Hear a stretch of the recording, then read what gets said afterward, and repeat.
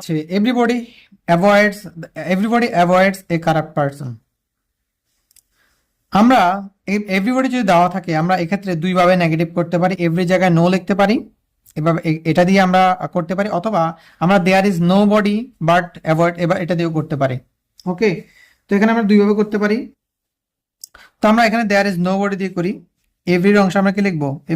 এভরির অংশ লিখবো দেয়ার is no, তারপরে বডিটা লিখবো দেয়ার ইজ নো বডি, তারপর লিখতে হবে বাট।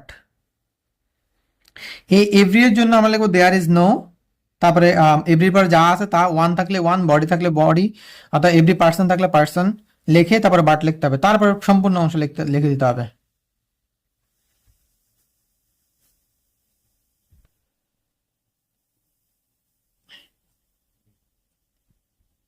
Corrupt person